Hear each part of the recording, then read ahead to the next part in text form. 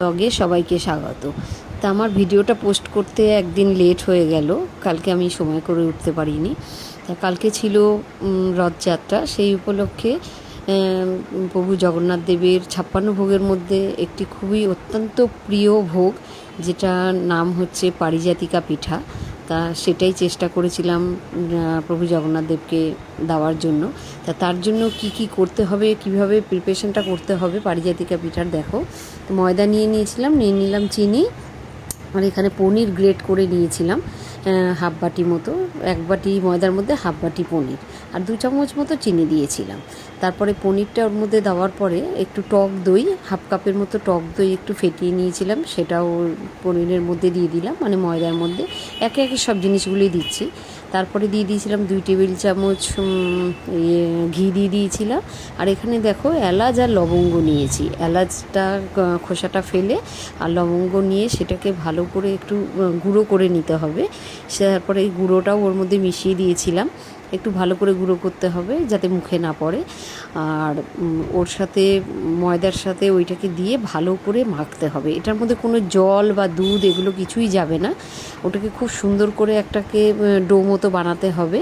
আর এর মধ্যে যা যা জিনিস দেওয়া হলো তাতে আর জল বা দুধের কোনো প্রয়োজনও হয়নি, খুব সুন্দরভাবে মাখা হয়ে গেছিলো। তোমরাই দেখো কি সুন্দর মাখা হয়েছে। তারপরে এটা 10 মিনিটের জন্য আমি রেস্টে রেখে দিয়েছিলাম ঢাকা দিয়ে। তারপরে এতে 10 মিনিট যখন হয়ে গেল তখন আমি এরকম রুটির মতো এরকম লেচি কেটে নিয়েছিলাম।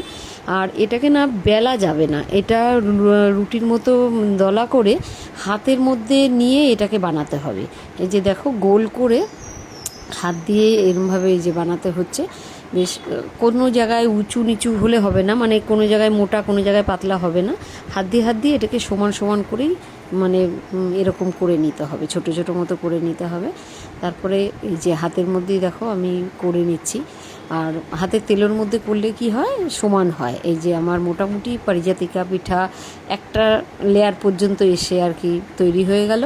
এবার এটাকে আমি তেল গরম করে ভেজে নিলাম বেশ। আর একদম লো ফ্লেমে এইটাকে ভাজতে হবে, যাতে, আর হাই ফ্লেমে দিলে কি হবে, এটা ওপরটা পুড়ে যাবে, ভেতরটা হবে না। তাই লো ফ্লেমে দিয়েই এটাকে ভাজতে হবে। তারপরে আমি একটা কড়াইয়ের মধ্যে আমি চিনি নিয়ে নিয়েছিলাম, হাফ বাটি চিনি আর হাফ বাটির মতো জল, সেটা দিয়ে একটা শিরা বানাতে হবে। এটাতেও খুব একদমই লো ফ্লেমে করতে হয়েছে, তার কারণ নাহলে চিনির এটা সাদা হবে না, এটা পুড়ে যেত। তার জন্য লো ফ্লেমে আমি এটাকে জাল দিয়ে নিলাম। আর একটু হাত দিয়ে চেক করছিলাম, একটু সামান্য একটু আঠা মতো হতে এই যে সব পিঠাগুলো আমি ওর মধ্যে দিয়ে দিলাম।